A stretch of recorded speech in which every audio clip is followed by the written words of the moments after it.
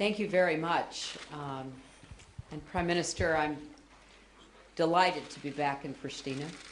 I am also reminded, as you did, of my visit 13 years ago to refugee camps where the people who are now proud citizens of a new independent state had fled to save their lives. I'm not sure any people has made as much progress in such a short period of time as the Kosovar people. The United States has been with you on every step of your journey, and we will remain as your partner and your friend as you continue forward. Ever since I visited 2 years ago, I've been looking forward to returning and continuing the conversations that I've had over 13 years with the leaders and people of Kosovo about the future that you are building. I'm here today with the High Representative of the European Union, Cathy Ashton, because the United States fully supports the aspirations of the Kosovar people to be integrated into Europe and the Euro-Atlantic Alliance. We believe the dialogue that the Prime Minister has begun with Cathy Ashton and the Prime Minister of Serbia is absolutely essential. It provides the path to long-term stability, prosperity, and peace for people here and throughout the region. So we are working closely with the European Union and High Representative Ashton to advance the political dialogue that has begun. And I personally want to commend the Prime Minister. Prime Minister Thaci took a political risk. I know a little bit about political risks in going to this meeting in Brussels. It was the right decision. It was courageous and it was smart. I also want to commend your president.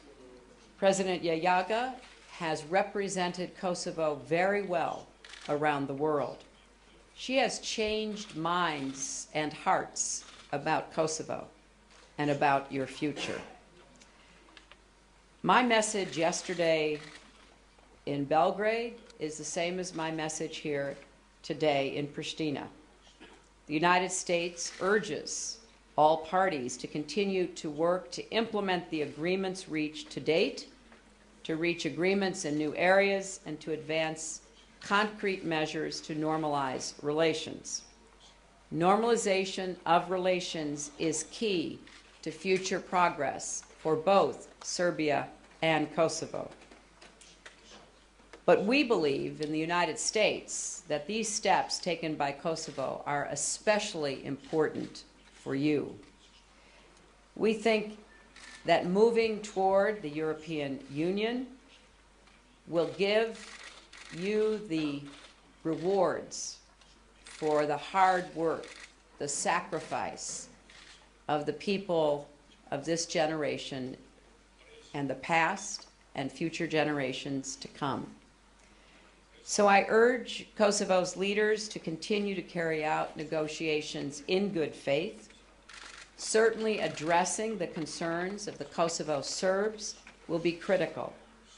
I will meet with a group of ethnic Serb returnees later today and will convey America's commitment to helping build a future in Kosovo and throughout the region where all people of all backgrounds have a chance to succeed. Let me be absolutely clear, not only here in Pristina, but to anyone listening or watching throughout the region. The United States is firmly committed to Kosovo's sovereignty and territorial integrity, and to seeing the rule of law extend throughout Kosovo. We oppose any discussion of territorial changes or reopening Kosovo's independent status. These matters are not up for discussion. The boundaries of an independent, sovereign Kosovo are clear and set. I appreciate the Prime Minister saying that he is the Prime Minister of the North and of the South, and we look forward to assisting the Prime Minister, his government, and the people of Kosovo as they translate that commitment into reality in both the North and the South. The United States is very proud of our friendship with Kosovo. We see a country that is young not only in terms of years of being a state, but in terms of demography. You have a young population. The young men and women of Kosovo, whom I had a chance to meet with 2 years ago when I was here, deserve to be fully integrated into Europe. And that is our goal for you. We want to continue working with you to build and strengthen your democratic institutions and advance the economic welfare of your people. I believe in Kosovo's future, and the United States remains deeply committed to your success. Now, for me and my family and many of my fellow Americans, this is more than a matter of foreign policy. It is deeply personal. As I was driving in from the airport last evening, I saw that enormous statue of my husband standing next to the store called Hillary. I had a chance to visit both of them last time. Looks like the store is doing well, which I was very happy to see. But we have a personal commitment to your success. And we also know that getting into the European Union is not easy. There have to be changes made. And it's not only changes by the government, but also changes by the people. But we also know Kosovo's future lies in Europe. And we are anxious to see you move as quickly as possible in that direction. So we will stand with you as you make key reforms to improve governance that brings you closer to full Euro-Atlantic integration. We will stand with you as you work with Serbia to resolve practical problems and overcome obstacles, and we will be there for you as you take the necessary steps toward the future you so richly deserve. Thank you.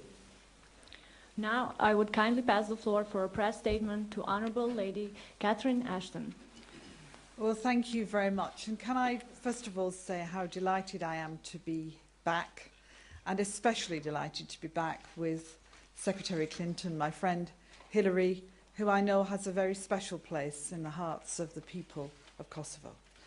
Prime Minister, it's always a pleasure to see you and to have the opportunity to continue our work together. On this particular trip, a common theme has been our view of the importance of seeing the countries we visited being part of the European Union. And to the people of Kosovo, I say the same thing. Your future lies with the European Union, and we are eager to see you realise that ambition.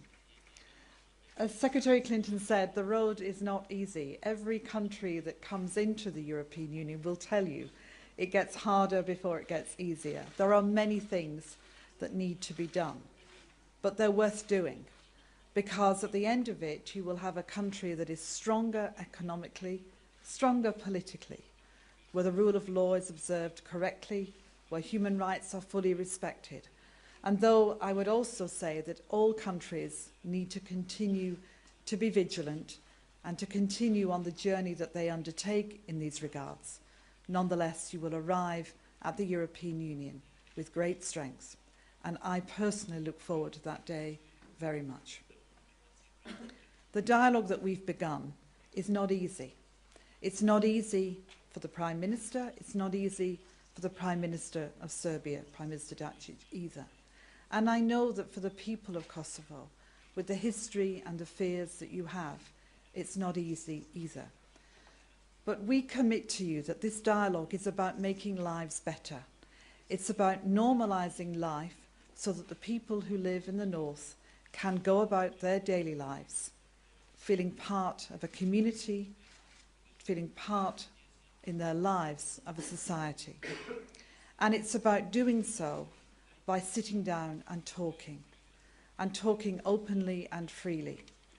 And I have to say to all of you that I believe your Prime Minister was extremely brave to come to Brussels and to be willing to come into the room and have that conversation. I also believe that Prime Minister of Serbia was brave too. It was a good meeting. It was the first good meeting. There will be more, and soon. And its purpose will be, as I have said, to make things better. I hope you will give him your full support. I hope the Prime Minister can count on all the politicians and the people to go forward. And in doing so, to know that it's not just the European Union that will be working hard on this, but that we will be in close contact with our friends, our partners in the United States of America, who play such a vital role in supporting not just Kosovo, but actually the European Union as a whole. So thank you very much, Prime Minister, for all that you're doing.